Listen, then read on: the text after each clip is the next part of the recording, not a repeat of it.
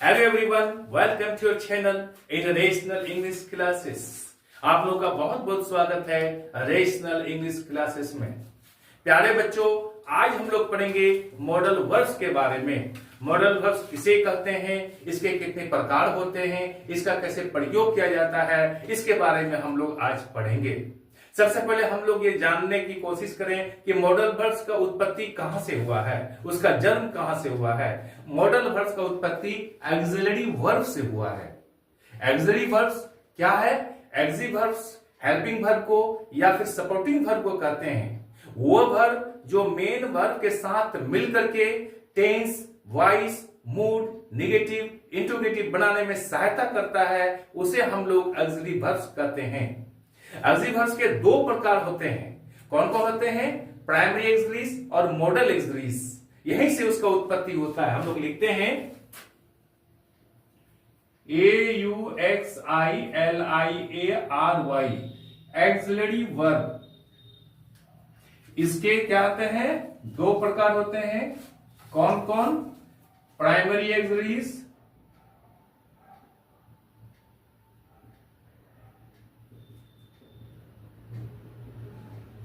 दूसरा है क्या?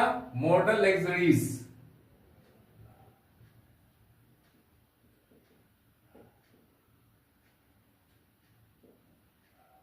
मॉडल ऑक्सिलरीज प्राइमरी ऑक्सिलरीज तीन है। कौन कौन है? To be, to do, to have. हम लोग इसको पढ़ चुके हैं ऑक्सिलरी वर्ब्स के पार्ट 1 में, पार्ट 2 में, पार्ट 3 में पढ़ चुके हैं कि टू बी किसे कहते हैं, उसके कितने रूप होते हैं, टू डू किसे कहते हैं, उसका कैसे प्रयोग होता है, उसका क्या रूप है। और पार्ट 3 में पढ़ चुके हैं टू हैव के बारे में कि उसके कितने रूप होते हैं, उसका कैसे प्रयोग किया जाता है। पार्ट 1, पार्ट 2, पार्ट 3 में हम लोग पढ़ चुके हैं ऑक्सिलरी वर्ब का। आज हम लोग पढ़ेंगे मॉडल ऑक्सिलरीज। मॉडल ऑक्सिलरीज कितने हैं? 13 है अंग्रेजी में। कौन कौन है? Can, could, shall, should, will, would, may, might, must, ought to, used to, dare तथा नीड। ये 13 है। डेयर और नीड को कभी कभी वो मेन वर्ब का काम करता है और कभी वो मॉडल वर्ब का भी काम करता है। यूज्ड टू कभी एडजेक्टिव का काम करता है, कभी वो मॉडल वर्ब का भी काम करता है। हम लोग बाद में इसके बारे में विस्तृत रूप से चर्चा करेंगे।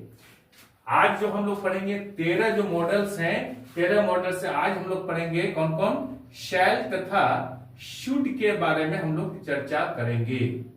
शैल तथा शुड के बारे में चर्चा करेंगे। इसको चर्चा करने के पहले हम लोग याद रखेंगे, जब भी कोई मॉडल वर्ब्स आता है उनके बाद सदा वर्ब 1 का प्रयोग किया जाता है। वर्ब 1 हमेशा उनके बाद। वर्ब 2, वर्ब 3 का प्रयोग नहीं करेंगे। जैसे आई शैल गो, ये शैल मॉडल वर्ब है, इनके साथ वर्ब 1 का प्रयोग किया गया है। That's all. याद रहे, मॉडल वर्ब्स के बाद सदा वर्ब का फर्स्ट फॉर्म आता है। दूसरी बात कि कभी भी दो मॉडल्स एक साथ प्रयोग नहीं करें। जैसे कि you must, should come,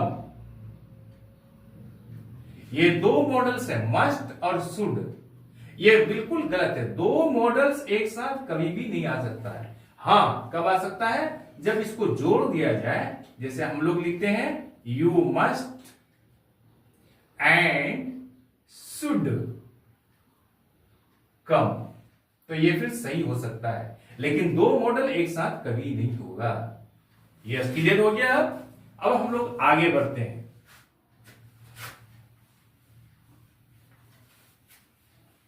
modal verbs के बारे में पढ़ेंगे। आज हम लोग शैल तथा शुड के बारे में पढ़ेंगे।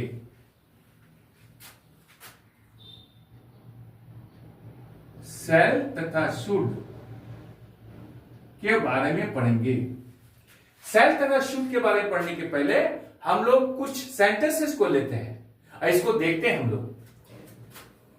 पहला सेंटेंस हम लोग लिखते हैं, he worked hard lest he should fail in the examination.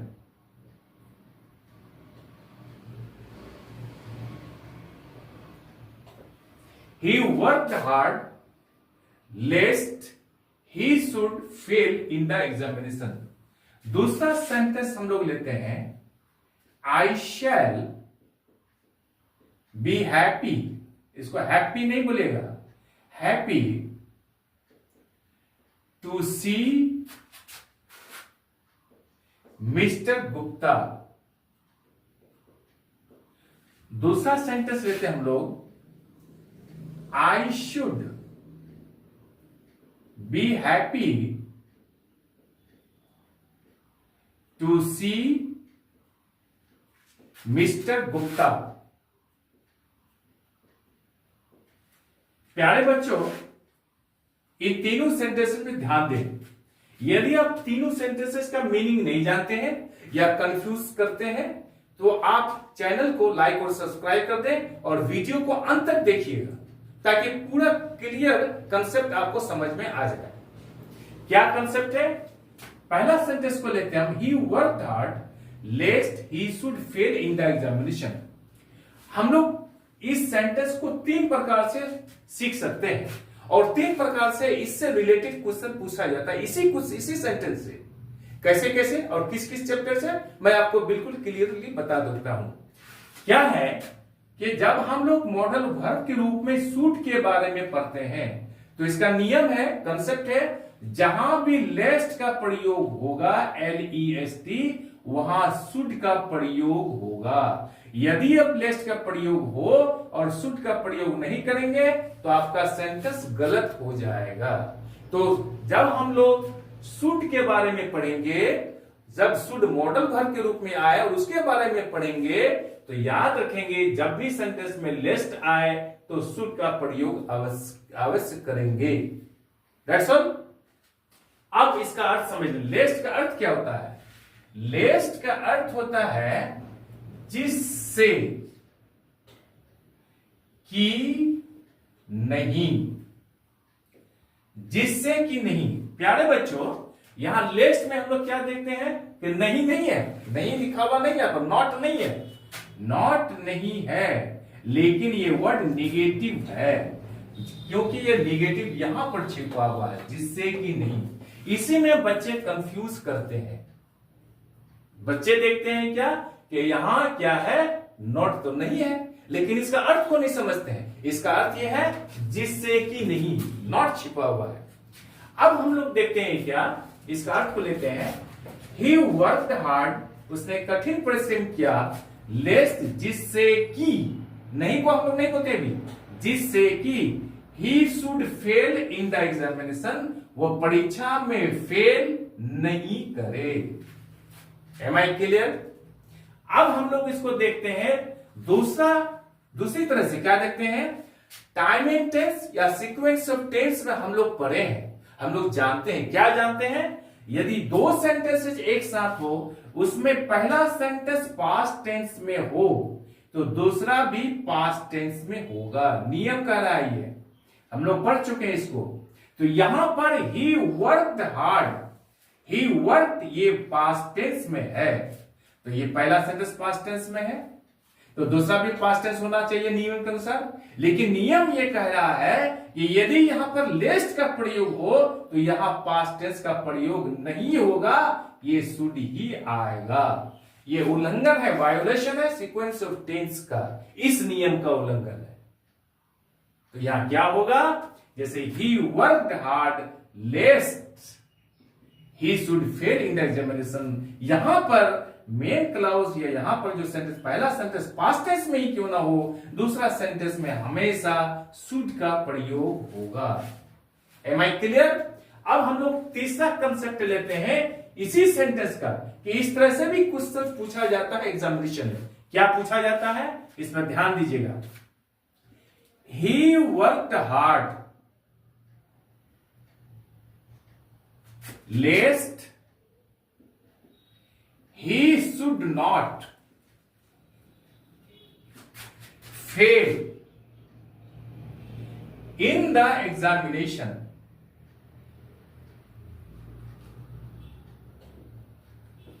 प्यारे बच्चों, इस सेंटेंस में ध्यान दीजिएगा।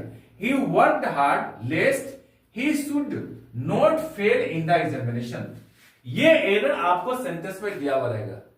क्या एरर है कि यहां तो लेस्ट का अर्थ ही होता है नहीं, जिससे कि नहीं, फिर यहां पर नॉट का प्रयोग किया गया है जो सरासर गलत हो जाता है।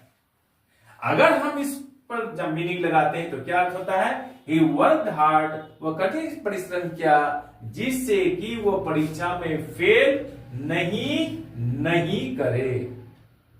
तो आपको करना क्या है, इस नॉट को हटा देना है। हमको नॉट यहां नहीं लिखना है, तो इसका करेक्ट सेंटेंस होगा he worked hard लेस्ट he should fail in the examination. Note का प्रयोग नहीं करेंगे। बच्चे यहीं पर गलती करते हैं। क्लियर? अब हम लोग आगे बढ़ते हैं। ये दूसरा सेंटेंस को हम लोग लेते हैं। यहां लिखा है कि I shall be happy to mister Gupta और I should be happy to mister Gupta. ये दोनों सेंटेंस में क्या अंतर है? तो कंसेप्ट कह रहा है, कंसेप्ट नंबर 2 शुड का हम लोग क्या कहते हैं कि यदि दो सेंटेंस है, जो यहां पर I shall be happy to see mister Gupta और I should be happy to see mister Gupta, तो क्या नियम इसमें? नियम यह है, यदि किसी सेंटेंस में शुड का प्रयोग किया जाए तो इससे क्या होता है, लेस पॉसिबिलिटी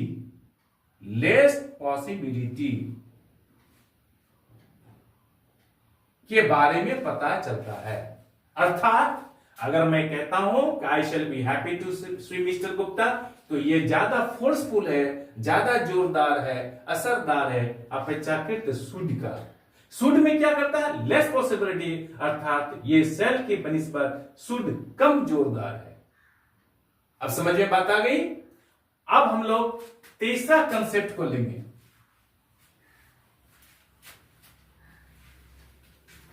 शैल शुड के बारे में हम लोग पढ़ रहे हैं। इसका तीसरा कंसेप्ट को हम लोग लेंगे।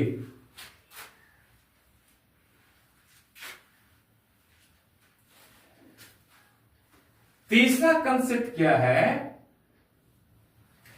कि शुड का प्रयोग कंडीशनल सेंटेंसेस में पॉसिबिलिटी को बताने के लिए किया जाता है। शुड का प्रयोग कंडीशनल सेंटेंसेस में, शर्त सूचक सेंटेंस में पॉसिबिलिटी को बताने के लिए किया जाता है। कैसे? जैसे हम लोग ध्यान देते हैं, if he should come ask him to go back. If he should come, if he should come, ask him to go back। दूसरा सेंटेंस हमको लेते हैं, should it rain,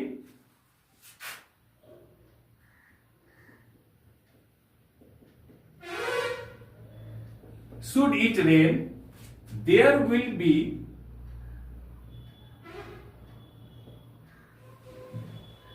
no play today। अब हम लोग पहले कंसेप्ट को समझ लेते हैं। नियम कह रहा है, कंसेप्ट कह रहा है, शुड का प्रयोग कंडीशनल सेंटेंसेज में पॉसिबिलिटी को बताने के लिए किया जाता है। दोनों सेंटेंस कंडीशनल है और दोनों पॉसिबिलिटी को बताता है। कैसे? अब इसका अर्थ समझते हैं। इफ ही शुड कम, यदि वो आ जाए, कंडीशन है, यदि वो आ जाए, नहीं भी आ सकता है। इफ ही शुड कम, यदि वो आ जाए, ask him to go back, तो उसको वापस जाने के लिए कहिएगा। क्लियर? अब दूसरा सेंटेंस को लेते हैं, शुड इट रेन। शुड का यहां पर अर्थ होता है इफ। शुड इट रेन, यदि वर्षा हो जाए। वर्षा नहीं भी हो सकती है, लेकिन पॉसिबिलिटी बता रहा है और ये कंडीशनल है। शुड इट रेन, यदि वर्षा हो जाए। There will be no play today, तो आज खेल नहीं होगी। अगर मान लीजिए वर्षा नहीं हुआ तो खेल होगी, वर्षा हो गया तो खेल नहीं होगी। यह पॉसिबिलिटी को बताता है और सेंटेंस साथ साथ क्या बता रहा है, कंडीशन को भी बता रहा है। क्या कर रहा है, should it rain, there will be no play today, यदि वर्षा हो जाए तो आज खेल नहीं होगी। क्लियर? अब हम लोग चौथा कंसेप्ट को हम लोग पढ़ते हैं। चौथा कंसेप्ट के में क्या अर्थ होता है, क्या कैसे प्रयोग किया जाता है? शुड का प्रयोग तीनों पर्सन्स में ड्यूटी को बताने के लिए किया जाता है। तीनों पर्सन्स में, फर्स्ट पर्सन में, सेकंड पर्सन में, थर्ड पर्सन में प्रयोग किया जाता है। ड्यूटी को बताने के लिए शुड का प्रयोग किया जाता है। कैसे? ऐसे यहां पर ध्यान दीजिएगा। I should work, I should work for the common people. हम लोगों को काम करना चाहिए आम जनताओं के लिए, कॉमन साधारण लोगों के लिए। ये क्या है? ड्यूटी को बता रहा है। दूसरा क्या कर रहा है? Students should be punctual. विद्यार्थियों क्या होना चाहिए? पंक्चुअल होना चाहिए, पाबंद होना चाहिए। That's all. ये ड्यूटी को बता रहा है। पांचवा कंसेप्ट हम लोग क्या पढ़ेंगे? पांचवा हम लोग कंसेप्ट पढ़ेंगे क्या कि शुड का प्रयोग शुड लाइक टू के स्थान पर विनम्र भाव को बताने के लिए किया जाता है। विनम्र भाव को बताने के लिए कहता है। कैसे? I should like to congratulate, I should like to congratulate, I should like to congratulate क्या था? The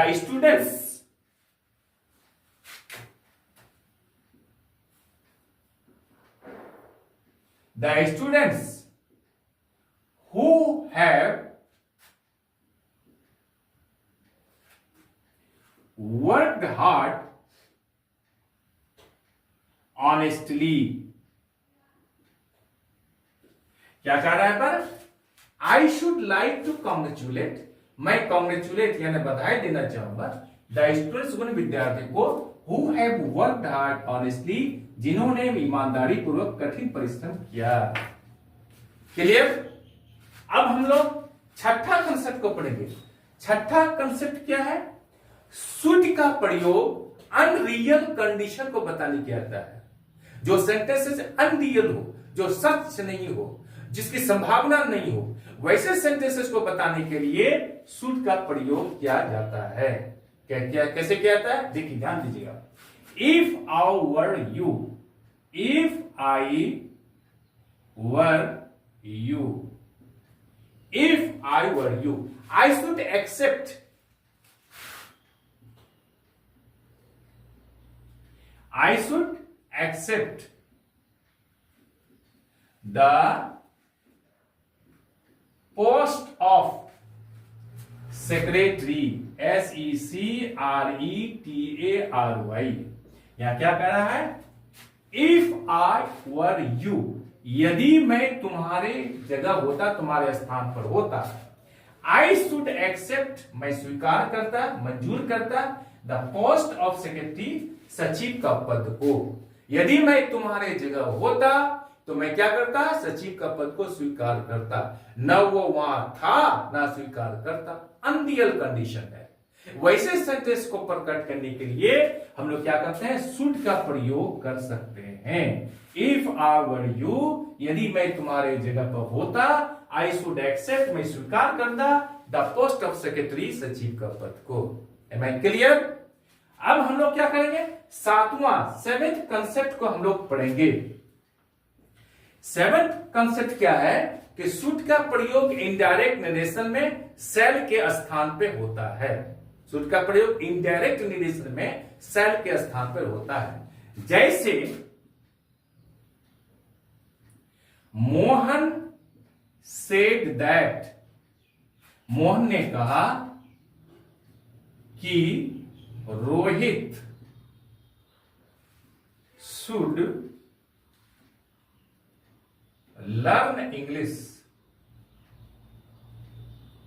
यहां पर शैल था, शैल के स्थान पर ये पास्ट टेंस है, इसलिए यहां पर शुड का प्रयोग हो गया।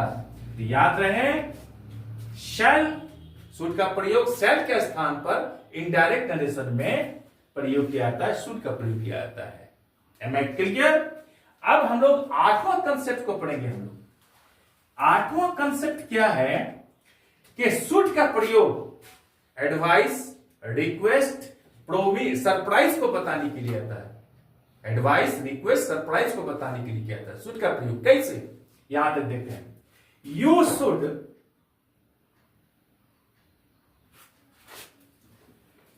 Take care of your health.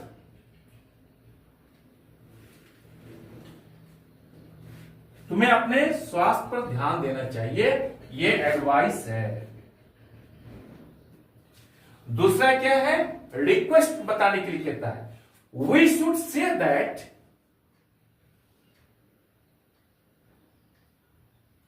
We should say that Mohan is innocent.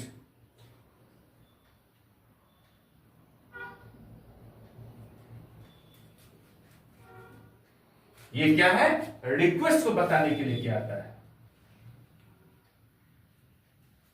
अर्थात इसका अर्थ ये समझिए, मान लिए क्या क्या मोहन बेकसूर है, लेकिन उसको किसी काम में फंसा के कोई बच्चा बोल दिया कि ये गलत किया है, इन्होंने कोई काम किया, तो वहां पर बचाने के लिए जब सभी लड़के आते हैं तो बोलते क्या, वी शुड से, हम लोग को कहना चाहिए that Mohan is innocent, Mohan निर्दोष है।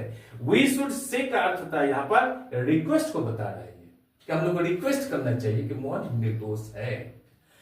तीसरा कंसेप्ट क्या उसी में पढ़ते हैं हम लोग, सरप्राइज को बताने की आता है। I don't believe that my friend should be expelled. I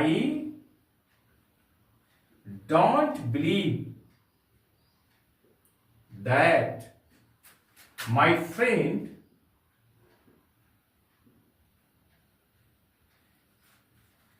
should be expelled. Expelled का अर्थ क्या था, सरप्राइज को बता रहा है पर। एक्सपेल्ड का अर्थ होता है निष्कासित करना। यानी कोई आदमी है, कोई लड़का है, उसका दोस्त परीक्षा हॉल में एक्सपेल हो गया, सुन के आश्चर्य हो गया, क्योंकि बहुत अच्छा लड़का तो वो ऐसा काम कर ही नहीं सकता है, लेकिन किसी कारण से एक्सपेल हो गया, तो वो सुनकर आश्चर्य होता है और क्या बोलता है, आई डोंट बिलीव, मुझे विश्वास नहीं होता है, दैट की my friend should be expelled, कि मेरा मित्र एक्सपेल हो जाए, निष्कासित हो जाए। That's all. आप इसका स्क्रीनशॉट कर सकते हैं। हम लोग अब आगे बढ़ते हैं, कर लीजिए।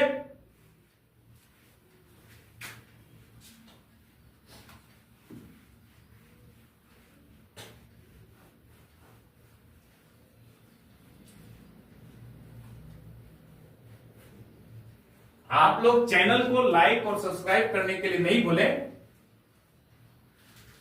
यही मेरे लिए खुशी की बात है, इससे हमको हौसला मिलता है। आगे हम लोग पढ़ते हैं नौवां कंसेप्ट। नौवां कंसेप्ट में क्या है, शैल का प्रयोग फर्स्ट पर्सन में सिंपल फ्यूचर टेंस को बताने के लिए किया जाता है। शैल का प्रयोग सिंपल फ्यूचर टेंस को बताने के लिए किया जाता है। कैसे, आई शैल गो, मैं जाऊंगा, वी शैल प्ले, हम लोग खेलेंगे।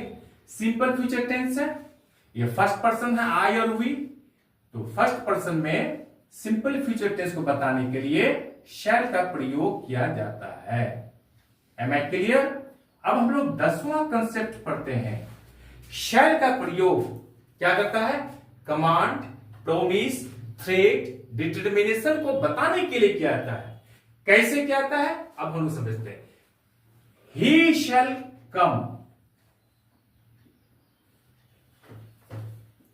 वो अवश्य आएगा। ही शैल कम, वो अवश्य क्या है, कमांड। इसे कमांड के बारे में पता चलता है। आगे क्या बोलते हैं हम लोग, promise, you shall gate. You के साथ हम लोग विल का प्रयोग करते हैं, लेकिन यहां पर प्रोमिस को बताने के लिए कर सकते हैं शैल का प्रयोग। You shall gate a reward if you do this work. ये क्या है, प्रोमिस। प्रोमिस के बारे में पता चलता है, वादा। You shall gate a reward, तुम अवश्य एक रिवार्ड पाओगे, if you do this work, यदि आप इस काम को करोगे। ये वादा है। That's all. अब हम लोग तीसरा सेंटेंस को लेते हैं, you shall be dismissed for negligence of duty. You shall be dismissed for negligence, negligence, negligence of duty. You shall be dismissed for negligence of duty. ये क्या है? थ्रेट, धमकी देता है। किसके लिए? कहना you shall be dismissed, तुमको बर्खास्त कर दिया जाएगा for negligence of duty, duty की अवहेलना पर। That's all। अब डिटर्मिनेशन को बताने के लिए क्या आता है? He shall do whatever you ask him. He shall do whatever you ask him. इससे क्या पता चलता है? इससे डिटर्मिनेशन के बारे में पता चलता है, यानी पक्का इरादा के बारे में पता चलता है। He shall do, वह अवश्य करेगा, whatever you ask him, जो भी उनको करने के लिए कहिएगा। That's all। आज हम लोग यहीं तक रखते हैं। आई एम श्योर कि वीडियो आपको अच्छी लगी होगी। आप चैनल को लाइक और सब्सक्राइब कर दें और बगल वाले बेल आइकन को दबा दें, जिससे कि हर आने वाले वीडियोस का नोटिफिकेशन आपको मिलता रहे। आप लोग स्वस्थ रहें, पढ़ते रहें, आगे बढ़ते रहें। बाय।